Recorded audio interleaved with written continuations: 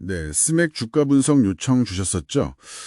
최근에 정말 6거래일 연속으로 오르면서 상한가까지 이거 뭔가 있나 싶으셨을 거예요. 네, 그렇죠. 이게 그냥 잠깐 반짝한 건지 아니면 진짜 뭔가 큰 변화가 시작되는 건지 다들 궁금해 하시는 것 같아요. 회사가 좀 독특하잖아요. 1996년에 세워져서 2009년에 코스닥 상장했고 공작기계 만들던 회사가 ICT 기술을 붙여서 로봇, 스마트 팩토리까지. 맞습니다.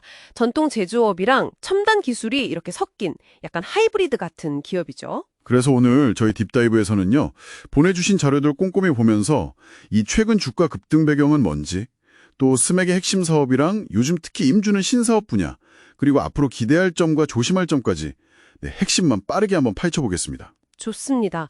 그럼 제일 뜨거웠던 거 역시 주가 급등 이야기부터 시작해야겠죠. 6월 25일에 상한가 찍고 그 전후로 6거래일 쭉 올랐는데 네, 그 중심에 S&T 홀딩스가 있었죠. 장내에서 주식을 계속 사들여서 계열사 포함해서 지분율이 11.05%까지 올라갔었죠. 네, 맞아요. 그래서 일시적으로 최대 주주가 됐었죠.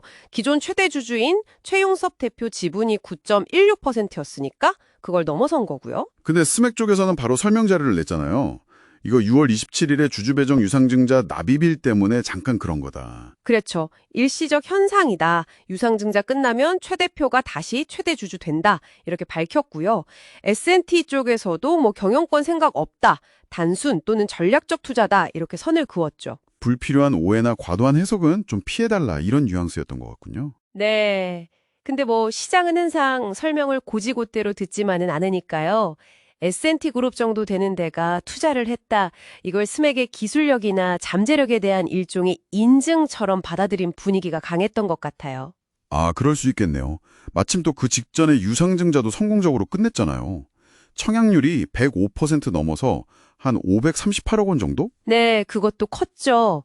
자금도 확보하고 기존 주주들이 여전히 회사를 믿고 있다는 것도 보여줬으니까요.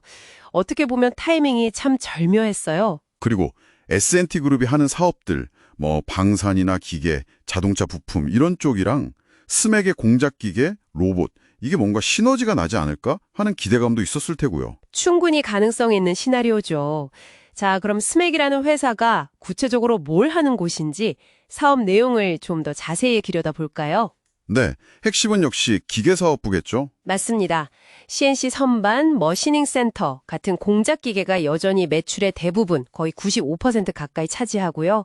여기에 이제 통신 장비 관련 ICT 사업부, 그리고 이 둘을 합쳐서 로봇이나 스마트 팩토리 솔루션을 만드는 융복합 사업부, 이렇게 세 축으로 보시면 됩니다. 제품 라인업도 꽤 다양하더라고요. 230개가 넘고 수출도 60개국 이상 하고 있다고요? 네, 기반은 탄탄한 편이죠.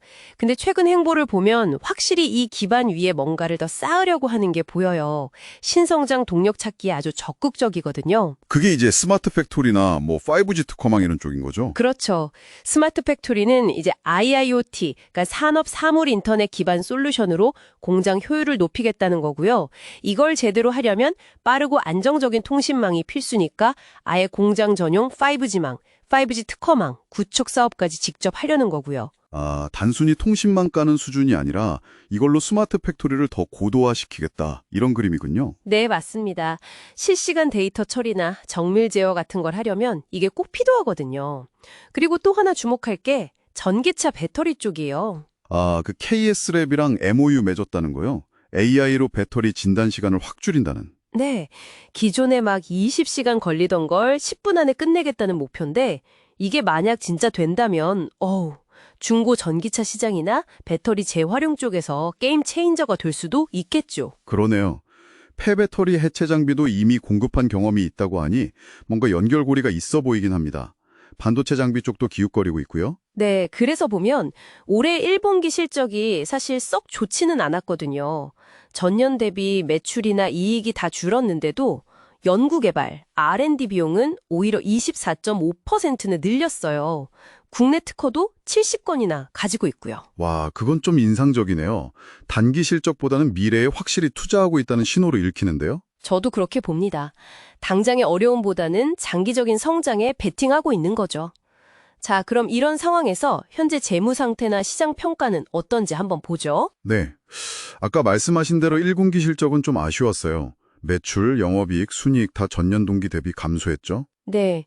그런데 주가는 반대로 갔단 말이죠. 이게 뭘 의미하냐면 시장이 지금 당장의 숫자보다는 앞으로의 가능성, 예를 들면 S&T 투자나 유상증자 성공 같은 미래 스토리에 훨씬 더 무게를 두고 있다는 겁니다.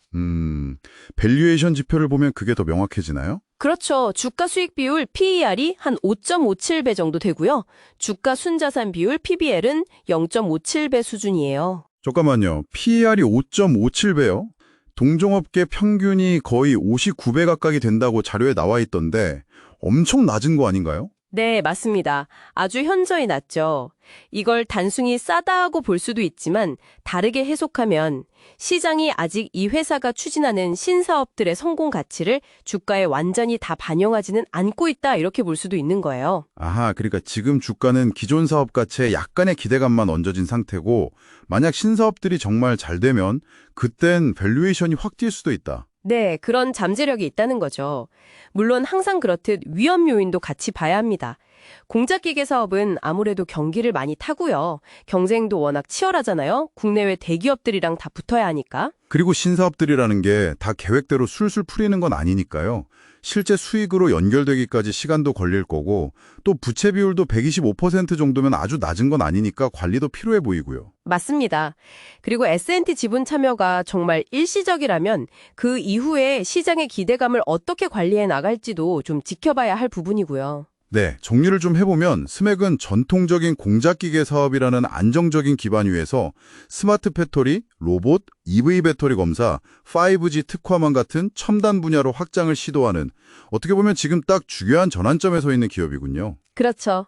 최근 주가 급증은 이런 미래에 대한 시장의 높은 기대감이 반영된 결과라고 볼 수 있고요. 다만 단기적인 실적 부진이나 신사업 시즌 과정에서의 리스크는 분명히 고려해야 할 현실적인 과제입니다. 현재 밸류에이션이 낮다는 점은 스맥 이런 변화가 성공할 거라고 노는 장기 투자자들한테는 어쩌면 매력적인 기회가 될 수도 있겠네요.